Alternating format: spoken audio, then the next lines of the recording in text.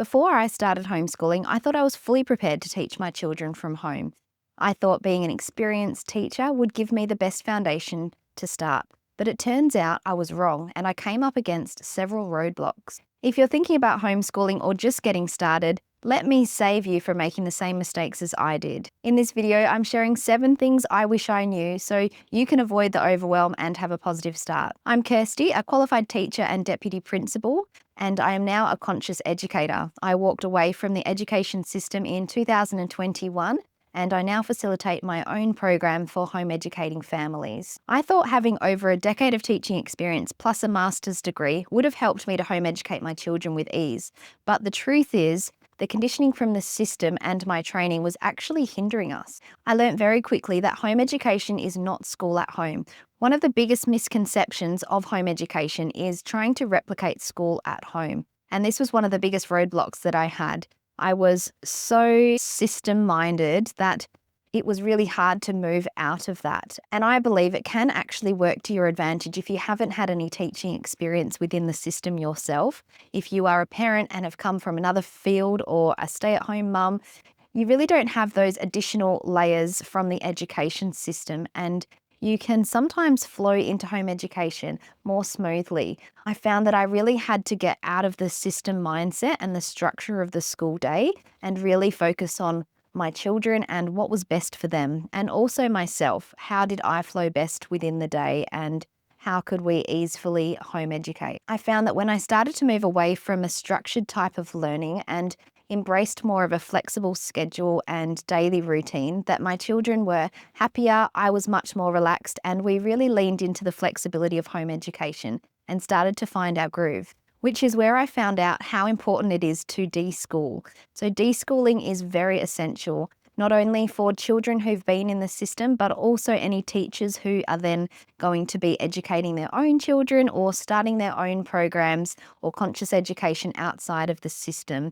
There's been so many years of conditioning and schooling that we need to change our mindset and the way that we think and feel about education and learning. I'd never even heard of this term before. So deschooling is providing teachers or children and families time after leaving the education system to really unwind, to decompress after being in the system and in such a set, structured routine, to really take a break and decompress from that time.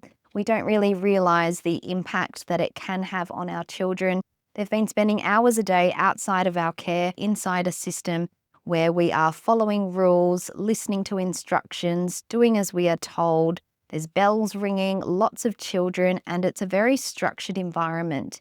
And when we leave that environment, it's very different. Providing time to deschool really gives us that opportunity to relax, to reset our system and our mindset, to unlearn beliefs that we have gathered within the system.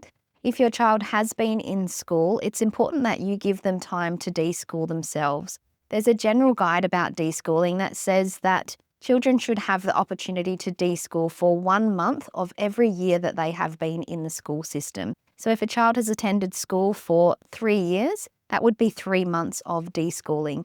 Or if they've been at school for 6 years, that would be 6 months of deschooling. So really treat it like a summer holiday. Give yourselves time to bond again. Do fun things that you enjoy. It may be like baking, playing games, getting out in nature, go for a hike, meet up with friends, have some play dates and things like that. So really time to chill, to relax and find that natural curiosity for learning again. If you provide that quality time for your child and yourselves to deschool, then you'll have much greater success in your home education journey once you've had that time and a break from the structured learning. And you will be able to find your groove, find a flow much easier. You may find that after a month or 2 or 6 weeks that your child is then coming to you and saying that they're ready to start learning and covering some content, which is a great opportunity for you to discuss your learning goals and what your child might be interested in learning, and have a collaborative process together in the learning journey. Which leads to the next point I wish I knew, which is also a mistake that many new homeschoolers make, is thinking that we need all of these different curriculums or the best curriculum on the market to begin home education. and this is definitely not true. When we purchase curriculum in the early stages, it can cause some overwhelm for families and for children as well. And a lot of the times we're still finding out what type of style of home education we want for our children and families. So purchasing curriculum too early on can be a mistake that many people make. A lot of the time, less is more, and simply following the child's interests and focusing on real life learning can be all the curriculum that you need in the beginning.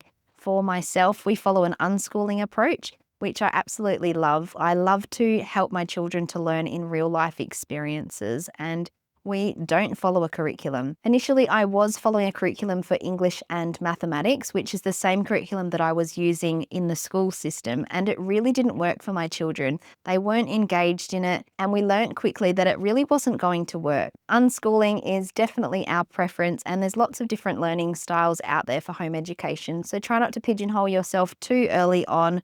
Go with the flow, be flexible, and try out different curriculums, find out from other families what's working for them, and then look at purchasing a curriculum if you feel that's the road that you'd like to travel. But jumping in too early might not be the best decision for you and your child. Which leads to the next point of connection comes before content. So if we do go out and spend lots of money on a curriculum or purchase lots of different workbooks and things like that, we kind of feel obliged to be using it, even if it's not a good fit for our children or for our learning styles and theirs. Building a strong foundation between yourself and your children is really going to help learning flow more naturally in the longer term of home education.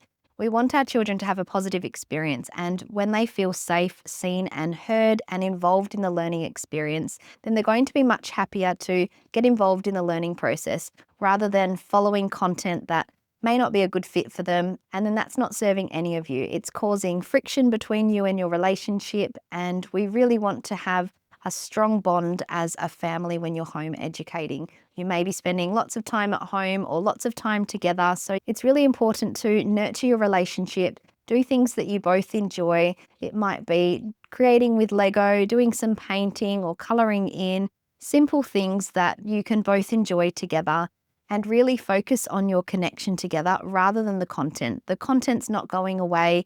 You can cover it so much quicker through home education than within the system. So try not to worry that your child will be falling behind, and really focus on your relationship and your connection together. I found that we had a lot of friction and tension between our relationship when we were trying to cover the curriculum that I had set out for my child, and it was really hindering our relationship. So if you focus on your connection together, then your child will naturally want to learn more easily. You can make it fun and enjoyable. And sometimes it's just sitting down and doing it together. They will be much happier to engage in the learning when you are together, rather than setting them off to work on their own and them feeling that they can't do it or they're feeling overwhelmed. So spending 20 minutes sitting down together, you will find that that connection time will help the learning flow more easily, and then you're bonding together as well at the same time. You're building that trust together, building that safety network, repairing the relationship where perhaps they have felt disconnected from you because they've spent so much time at school. When you focus on nurturing your relationship together, you will have more success in your home education journey because you've got that level of love, trust, and respect between you and your child.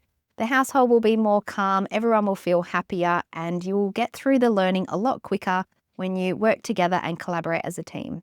Your daily or weekly rhythm matters more than a set schedule. So let's ditch the rigid timetables. We are not on the school timetable. We don't need to be setting out our day like school.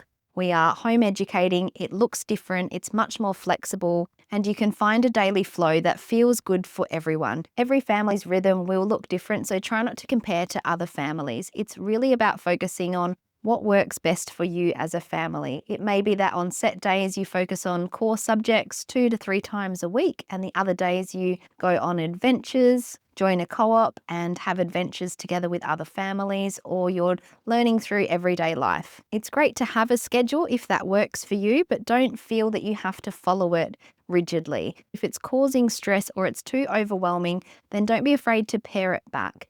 It takes time to find a good flow and rhythm that works for your family, so take your time and talk to your children about how their day is structured and what learning topics they might like to cover in the mornings or afternoons, and having that time to compromise and negotiate, giving them input into the schedule or routine will help everyone to be on the same page and working together as a family unit. The next thing I wish I knew was not to compare myself to other families. You can't compare your homeschooling journey with another family or a child of that same age. Every family is different, every child is different. So please, let's learn this early on in our journey that we don't need to be comparing children. Seeing gorgeous setups on Instagram and Pinterest and social media can make us feel that we're not doing enough, but you are. Being present with your children, having a strong, loving connection with your child, and having a joyful learning experience is going to be so much more empowering for your children. So please, let's avoid the comparisons and know that we're doing what's best for our children and in their best interests. And a lot of the time it does mean that learning will be messy. It's not going to be picture perfect and beautiful, but it's true, it's authentic learning, and it's meeting our family needs where we're at. Don't let comparison steal your joy and your time with your children. The final thing I wish I knew before starting home education is that I don't have all of the answers, and especially on this home education journey, I'm still learning. It's been 4 years and I still feel out of my depth a lot of the time, but I'm finding that when we are learning alongside our children, there's no right or wrong. We are exploring life together, enjoying learning, and we're growing together. And that's the most important thing. If we model curiosity, a love for lifelong learning, then our children will learn to love learning, and they already naturally do. Let's embrace that we don't have all of the answers, that we are learning. This is new to us, and there are families who are more ahead along the journey, so let's learn from them. With having information and knowledge at our fingertips, it really does mean that we don't have to have all of the answers. We are not walking encyclopedias, but we can model curiosity and learn alongside them and have fun while doing it. One of the biggest lessons that I've come to learn is that home education is as much about our children's growth as it is our own. Please don't worry if you're feeling overwhelmed in the early stages. You will get through it, you will become more confident, and I hope that you subscribe to the channel. I would love to support you on this journey as we grow our community of conscious educators. And if you want to unlearn beliefs that have been ingrained in us from the system, you'll want to check out my video on 10 limiting beliefs about the education system and what to believe instead. I look forward to connecting with you in the next video, and I'll see you there.